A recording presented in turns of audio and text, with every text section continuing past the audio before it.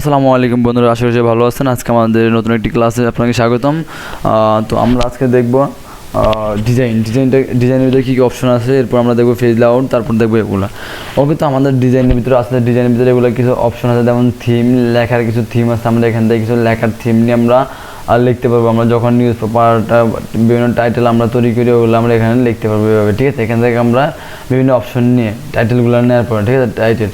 তো আমরা এখান থেকে আরও অনেকগুলো টাইটেল আছে, আর এখান থেকে আপনি যে কোনো চাইলে থিম নিতে পারবেন, অথবা আপনি নেট থেকে ডাউনলোড করতে পারবেন। যে ব্রাউজার ফর থিম, এখানে ক্লিক করলে আপনার যদি কোনো ডাউনলোড করে থাকে ওগুলো আপনি ইউজ করতে পারবেন, ঠিক আছে। এরপর আমরা যেটা করবো, আমরা এরপর দেখেন এখান থেকে কালার দেওয়া আছে, বিভিন্ন আইটেমের কালার দেওয়া, আপনারা চাইলে এখান থেকে কালার চুজ করতে পারবেন। এরপর ফন্টও চুজ করতে পারবেন। এখান থেকে ক্যাম্বিরে আমি ফন্টগুলো দেখাচ্ছি হোমে, এখান থেকে ফন্টগুলো চেঞ্জ করতে পারবেন, সেম একই সিস্টেম এখানে ডিজাইনে। ওকে, এরপর হলো প্যারাগ্রাফ স্পেসিং, এখান থেকে আপনার লেখার স্পেসটা কমাতে পারবেন, এগুলো আমি দেখাচ্ছি প্রথম লাইনে আপনাকে। এরপর ইফেক্ট আমরা এখান থেকে যে কোনো কিছু ইফেক্ট ইউজ করতে পারি লেখার পরে। আমরা এখান থেকে যেমন গ্রো, এখান থেকে লেখার আমার টাইটেল এরকম চলে আসবে। ওকে, তো এরপর আমরা দেখবো ওয়াটারমার্কটা কি। দেখেন ওয়াটারমার্কটা হলো যেমন আমরা একটা ফর্ম ডিজাইন করলাম, ফর্ম ডিজাইন করলে দেখা গেছে আমার দেখেন নিচে একটা জাল ছাপ থাকে, এটা জাল ছাপ বলে, যে আমাদের কেউ কপি না করতে পারে। এখান থেকে আমরা চাইলে এই যে কাস্টম ওয়াটারমার্ক এখানে ক্লিক করবো। কাস্টম ওয়াটারমার্কে ক্লিক করার পরে আমরা এখানে লিখবো যেমন গড়ে বসে কম্পিউটার শিখুন। ওকে, এখন আমি এখান থেকে অ্যাপ্লাই দিব। দেখেন আমার এটা হয়ে গেল অলরেডি, ঠিক আছে। ঘরে বসে কম্পিউটার শিখুন। আমি চাই এখান থেকে আরও গাঢ় কালার করতে পারি, লাল চাইলে লাল করতে পারি, যেরকম এরকম করতে পারবো আমি, ঠিক আছে। অটো দিয়ে রাখবো, এখান থেকে চাইলে আমি সাইজ বড় করতে পারবো। ক্লিয়ার? তো ওইটা আমি ওকে রাখলাম। রাখার পরে এখান থেকে দেন ফেস কালারটা কি, এটা খুবই আমরা অনেক সময় ডিজাইন করলে আমাদের একটা ফেস কালার দেওয়া লাগে।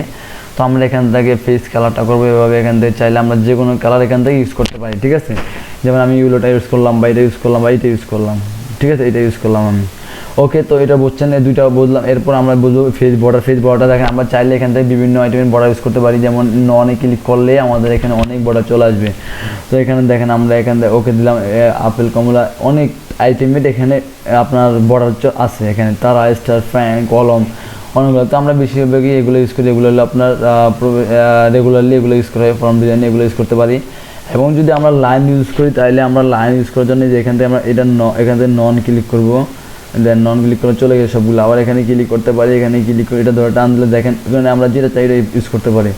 দেখেন আমাদের ব্ল্যাক এটা চলে আসছে। এরপর আমরা চাইলে এখান থেকে আরও যেটা চাই এটা ইউজ করতে পারি, এটা অ্যাভেলেবেলই চলে। দেখেন আমি যদি ফর্মটা একটু কালারটা চেঞ্জ করে দিই, ঠিক আছে, দেখেন এইটা আমাদের অ্যাভেলেবেলই চলে।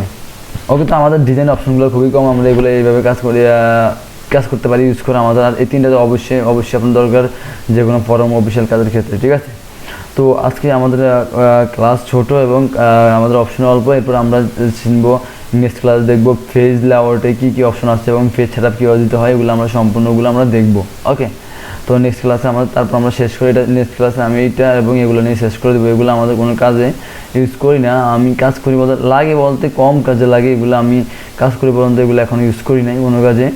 তো লাগে অবশ্যই, কোনো কাজে করতে গেলে অনেক সময় লাগে। তো আমি বেসিকটা যেহেতু আপনাদের দেখাবো বেসিকটা, তো সেক্ষেত্রে আমি এটা দেখাবো এবং এগুলো কিছু আলোচনা করবো নেক্সট ক্লাসে শেষ। তারপর আমরা এক্সেল চলে যাবো, তারপর পাওয়ারপয়েন্ট, তারপর অ্যাক্সেস, তারপর আমরা বিভিন্ন অফিসিয়াল কাজ ধরবো। ওকে, তো আজকে বন্ধু